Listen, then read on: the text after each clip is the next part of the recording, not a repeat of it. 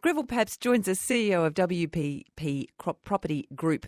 He's a property advisor and here today to chat about the difference between houses and apartments. Morning, Greville. Good morning, Hilary. Now, there are myths swirling around the property investment area, as, you know, the fogs of time do in fairy tales. What is the actual assumption that people have about whether houses or apartments are better?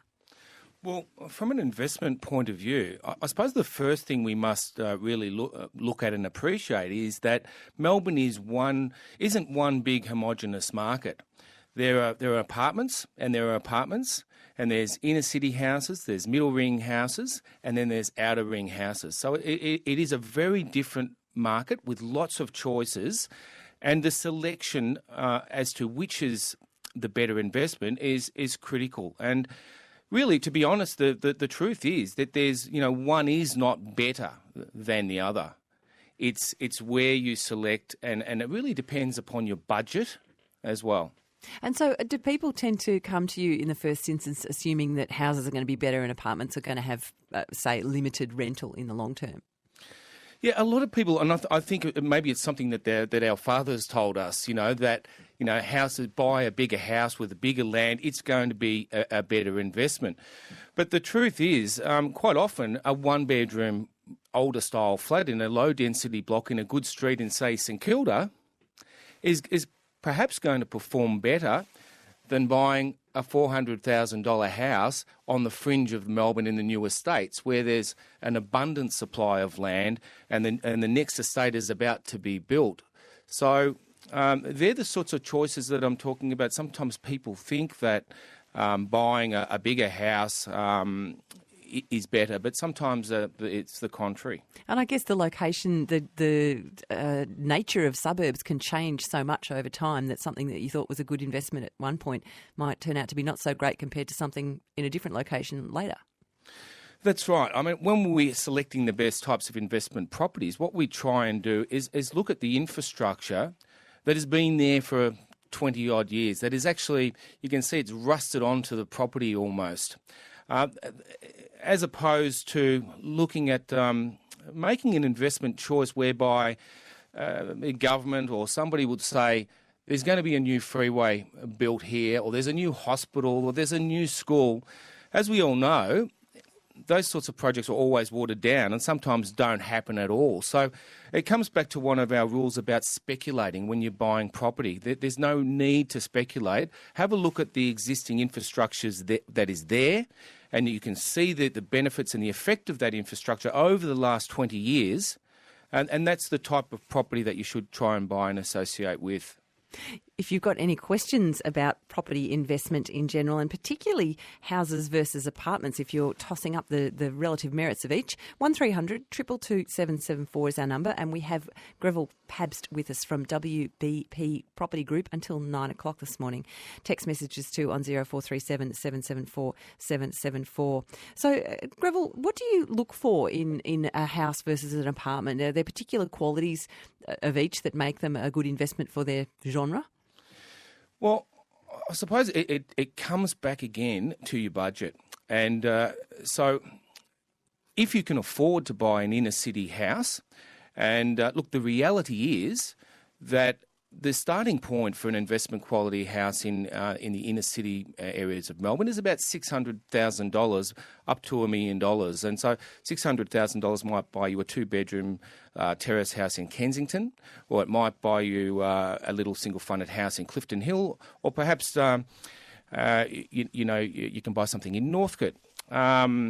So that if you can afford that, that's a great investment, providing you buy in the right location and the right street and the right orientation, etc. If you can't afford a house, well then buy a good quality inner city apartment. Now, as I said earlier, there's a big difference between apartments, and I'm not talking about the towers. There seems to be a lot of abundance of those towers being built at the moment. I'm talking about the older style flats built in from Art Deco to the 50s, 60s, 70s in low density blocks. in some of the best streets in Melbourne that are close to some of the iconic villages in Melbourne, and that's really important. So basically, when you're looking at apartments, you're looking at the neighbourhood. The neighbourhood is crucial, and Melbourne has some great neighbourhoods, some great villages. The Macaulay Road village in Kensington, or Union Road in Ascot Vale, or Lygon Street, Chapel Street, High Street, Armidale, and you think about those locations, and you think about the infrastructure, the railway, the schools, the cafes, the restaurants, etc., the lifestyle. That's what really does drive investment performance. 1300 222 774 is our number. If you'd like to ask a question about property investment of any kind, we're chatting with Greville Pabst, who's the CEO of WBP Property Group, Property Advisory, Valuations and Commercial Property Management. Greville, it's interesting that you're not recommending the massive towers in the city. I was reading the other day how something like 22,000 inner city flats were completed between 2010 and 2012, which is huge, and they're looking at thousands and thousands more over the coming years. Obviously, someone's investing in them. The developers are going, we're making money off this, but you're not recommending that our listeners invest in them. Why is that? Well, over the last 20 years, I think that I've seen very few of those types of investments appreciate in value. There's probably only two developments that I know of. One is the Melburnian in St Kilda Road, and that's a high-end one. And that's a high-end one. And the other one is Clarendon in East Melbourne. And again, they're up the higher end, aren't they? Exactly. So the reason why that they don't perform as well as the lower density blocks is the lack of scarcity in those towers. You might have 200 apartments. Now, at any one time, there'll be 6 or 7 of those for sale. So if you want to sell that particular unit or apartment, guess what? It's a race to the bottom. So you have to drop your price below the other 6 in order. There's also high owners' corporation fees. So as an investment, they're typically not good because they have to service swimming pools, gymnasiums, common property, concierge. We generally won't recommend an investment property to our clients that has those sorts of things because of the high owners' corporation fees. That's really interesting. So, I mean, the people who are buying them, are they buying them to live there or for their kids to live there while they're studying? Well, see, that's a key question. If there's nothing wrong with buying something off the plan or buying something in the inner city, if it's for a lifestyle reason, and the kids are off your hands and you want to move into the city, it's a great thing to do. So apparently the people who may want to downsize are not choosing to go in the city apartments. All the baby boomers are like, no, we're going to stick with our land. But the thing is, the thing is, just be careful. Don't as an investment, it may not be a good investment. Just really do your homework about before you buy, and that's the thing that I'm on about all the time, is get independent advice before you buy and before you sign on the dotted line. Because look, it's a lot of money. It's the biggest investment most people will make in their lives. It's $600,000 you can spend on a 2-bedroom apartment. When we buy shares, we buy gold or anything else, we always get advice. But it seems when we buy property, we seem to think that because we live in a house, Australians tend to think that we're an expert in property. We're qualified. We're qualified. Yep, doing the research is key. Well, there are many people with questions who'd like a bit of advice, and as we mention every week, the information we're providing is general and shouldn't be considered as personal advice. You'll need to seek some independent advice, as Greville suggested, before you make any investment decisions. It's coming up to 8:45, and Paul's called from Apollo Bay. Morning, Paul. Yeah, good morning. You've got a question about keeping the kids happy. Yeah, well, just looking at the options of either, kids leaving southwest Victoria to go out to study in university and then possibly having that same property be an investment property or even a lifestyle property for us, as you're talking about. Can it perform those the twin functions, Greville? I can. I like to say that when I'm selecting an investment property, it's a type of property that not only would suit a tenant, and a tenant would like to live there, but it's also the sort of property that you could live in yourself, or you'd be happy at some point in your life for your children to live there, or you'd be happy to put your mother in there. I mean, they're the tests. So once again, it's about buying, close to the, in your case, the university, the lifestyle that surrounds that, whether it be Lygon Street. the transport, the tram, walk to the city. They're the sorts of aspects that you should be looking at. Need to be a little bit careful about, particularly around the universities, the student accommodation. Those sorts of properties tend to be a lot smaller, so they tend to be bed sits. And a lot of banks really they don't like to lend on properties that have a too small a square metre area, and sometimes that can be 40 square metres or 45 square metres is the minimum a lot of banks will lend on. So be careful of that. Yeah, right. And what about the idea of maybe a 2-3 bedroom house as opposed to an apartment that other could rent it out, that have our kids sort of like as a sitting tenant as well, sort of thing? Is that like the apartment house style thing, a discussion worth having? Or yeah, look, a 2-bedroom house in the inner city of Melbourne, if you can afford it, is a great investment. It is going to. And the statistics show that sort of property will appreciate faster than apartments. So, Paul, were you thinking of having it kind of like a shared house arrangement where your kids lived there but also, say, took boarders in? Yeah, that's right, because we can't really afford to buy a house outright, so we'd have to, use it as a bit of a deposit, and then, get the mortgage sort of like subsidised by, other renters as well as our kids being in there, I guess. It was the sort of option we were looking at. I guess you'd want to choose how you went with that, wouldn't you? You'd work out how the house interview process would go. Yes, it would be entertaining, I'm sure. Yeah, exactly. Well, all the best with it, Paul. Yeah, thanks a lot. Thank you. And Marie is calling from Broadford with more of a regional question. Morning, Marie. Hello. Hi, you're on air with Greville Pabst. What question would you like to ask? I was just like to ask about maybe investment properties in rural area, well, not rural really, like Geelong, Torquay area, where the house or apartment sort of thing. Look, once again, the same fundamentals apply when buying, say, in a regional centre, say like Geelong, as in Melbourne. There's some great period houses in Geelong, in the inner city and close to the bay. Once again, just make sure that you tick those boxes in terms of within walking distance to those lifestyle attributes, the cafes, the schools. Make sure also that the orientation is right of the house. Have a really close look at the layout of that particular property.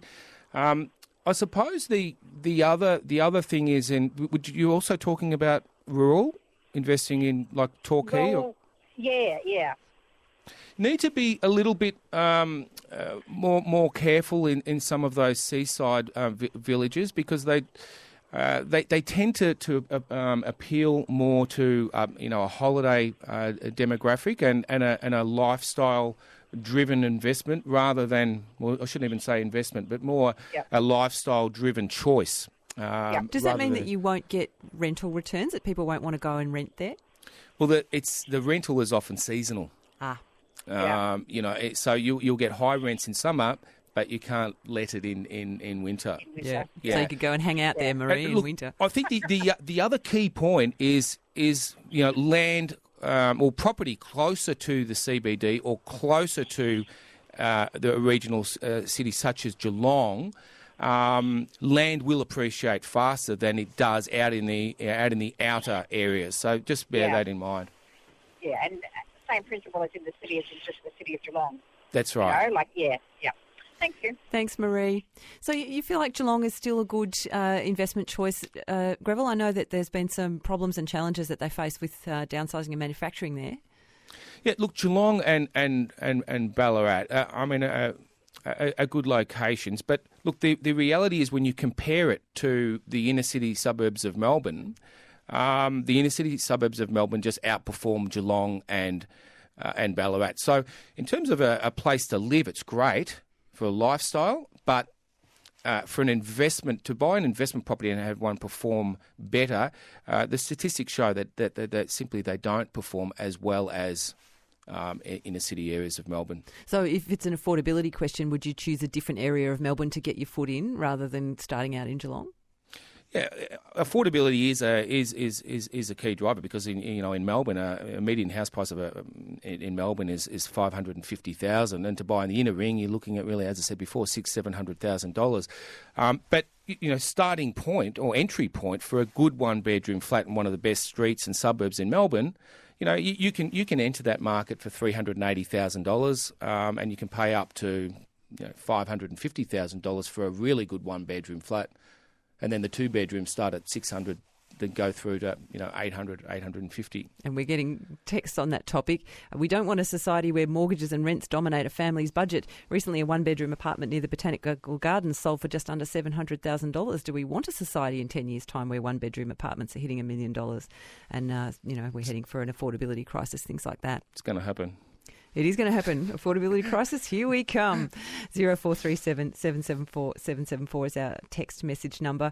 Someone says, Torquay and the Surf Coast are booming. Finding a rental property is hard and often heaps of people wanting houses. It's a great area. You will always find rentals. But you're saying, Greville, that it might be a seasonal issue. You might have trouble finding rentals at various times and then it'll be easier at other times. And other people saying, no, you're wrong about coastal rental properties. I'm an agent from Ocean Grove. We cannot find enough rental properties to meet demand, says Pam. I wonder what's happening there. Is it people who are retiring or downsizing and going to hang out near the coast like they've always wanted to? I think there's a couple of aspects there. Is that it's now closer to Melbourne. The Geelong bypass and the flyover, to those seaside villages has made it more accessible. And, it's a bit like the Mornington, peninsula as well now. But it keeps coming back to that, the closer you are to the big village, the more capital appreciation you're going to get. 10 minutes to 9 minutes to 9. In fact, we've got time for a few more calls. Dave's in Tarrawindi. Morning, Dave. How are you, mate? Good. You've got a question for Greville. Look, I don't know whether I should buy or whether I should rent. I'll be honest with you, it's really stressing me out. So this isn't about investment per se, it's about somewhere to live? Yeah, if an investment, yeah, too. But, I own an apartment in Tarrawindi, which is on the Great Alpine Road, near the snowfields in northeast Victoria. And you're looking to stay in that region or come back down to Melbourne? I'm out of the city, mate. I've had enough of it. Yeah, well, I'm with you there. It's beautiful up where you are, but I'm not sure that we can help you if it's not an investment question particularly, Dave. Greville, what's your thoughts? Dave, really the budget that you're talking about, $150,000 to $320,000, it's simply, in my view, not enough money in order to buy a really good investment property. Now, you can buy property in that range, but there are going to be some compromises. Are you looking at the teeny tiny ones in the inner city with one bedroom or none? Yeah, it might be a bed sit. It won't have, maybe it doesn't have a car space. Maybe it's on a busy main road, or it's got a poor floor plan. So it's going to have compromises. So my advice is, really wait until you've built up a much larger deposit and enter that market. As we said earlier, $380,000 will buy you a really good one-bedroom flat that is going to perform, because not all properties perform the same, okay? So get enough money together and buy a really good one-bedroom. And I guess it depends too whether you're thinking investment in the sense of I want something that's going to support me into my old age, or if you're thinking investment in terms of something that I want to get a return on and build wealth around. So these are quite different issues, and what we're chatting about today is property investment in the second sense, because that's Greville's field, but it may be something that doesn't quite suit your needs. So all the best with that choice, Dave. Tony is in Essendon. Morning, Tony. Good morning. Looking at the value of a buyer's advocate, looking at between $350,000 and $400,000 for an investment, and probably in the Brisbane area for growth, if that is possible, as Melbourne's getting quite expensive. So, two questions. The value of a buyer's advocate. Well, I think there's two things that you need to consider about a buyer's advocate. One, a buyer advocate often is simply an advocate that will go to an auction, put their hand up and buy a property. Or there's a property advisor who will do all the due diligence, give you all the reasons why the selection is a good one, will investigate the performance of that property and calculate capital growth in arrears over the last 20 to 30 years and say, well, this is the reason you should buy that property because this is what's happened. So that's different to an advocate that may just go and as I said, put their hand up at auction or negotiate privately. So there is a difference there. So you need to consider that carefully. In terms of the Brisbane market, the same fundamental, not that I'm an expert in Brisbane, but that the same fundamentals apply, is to buy, close to the inner city suburbs, within a 5K ring of Brisbane. Once again, the Nooses and Gold Coast, they tend to have a more supply of apartments, and sometimes that's a riskier investment. So it's more of a lifestyle-driven choice rather than an investment. But like in Melbourne, stick to those inner ring suburbs of Brisbane and buy the older stuff that has had a history of good performance. There's enough evidence there and data for you to make good decisions. Thanks, Tony. And Greville, let's have a quick chat about the effect of the east-west link on property prices. We've got a couple of text messages following up on our suggestion that we would talk about that. Yep. What's your thoughts? Well, look, there's the east-west tunnel that is going to link up the Tullamarine Freeway, and then it's going to wrap around to the Western Ring Road. So in terms of improving traffic flow, generally it's a good thing. There's a fair bit of dissenting voice about that, saying it's not going to do anything for congestion. There is some dissent now, and I suppose there are really three groups. Okay, there's the first group that actually have had property compulsorily acquired. Okay, now those people are going to get market value of their property. They're going to get compensation for disturbance, for removal costs, some solatium, etc. Some what? Solatium. It's generally 5 to 10% of the value of the property that is just a. Sorry, we mucked you around, kind of. Yeah. It's just a sort of a bit of a goodwill sort of payment. So that there are those people that are affected. They're going to get compensated. There's the other group of people that have not had actual land compulsory acquired, and yet they find themselves adversely affected by noise pollution. They're closer to a freeway, or they're closer to an exit or a ramp. They're probably the worse off. But there's a third group that are actually going to benefit because. This is actually a freeway, right? I mean, there's 4 kilometres of underground tunnel under the Melbourne Cemetery, and there's not going to be many access points. In fact, I think the access and exit points are going to be out on Elliott Avenue down there near the Melbourne Zoo. So I think what's going to happen, there's a lot of emotional attachment to this ride at this moment, particularly along Alexandra Parade and Princess Street.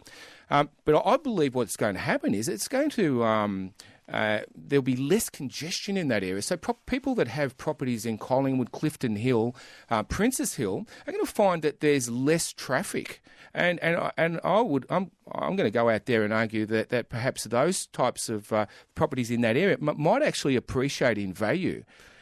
Because there's less congestion and less traffic. So you don't think it will bring people wanting to get onto the access points, that traffic will accumulate around the access points coming in from other places going, I can get there quicker now? Well, that's the thing. The access points and the ramp, I mean, that's going to at those points. But there's not going to be access points at every intersection. There's it's very congested down there right now. So I think, and there are other examples of this too. If you look at Eastlink and down to the Mornington Peninsula Freeway, it's actually caused less trucks travelling down Beach Road now. And we've seen the same in North Melbourne with Eastlink. I mean, some of those streets that carry traffic into North Melbourne were quite busy. And some of those streets now are much quieter. So, I think that it is very emotional right now because it is, people have lived there for a long time. But I think there are going to be some people that are going to benefit out of it, and sure, there's going to be some people that will be adversely affected. As always, with any change, there are going to be winners and losers. Exactly. Greville, thanks very much for joining us this morning. Thank you. Greville Pabst, CEO of WBP Property Group. Thanks for your calls.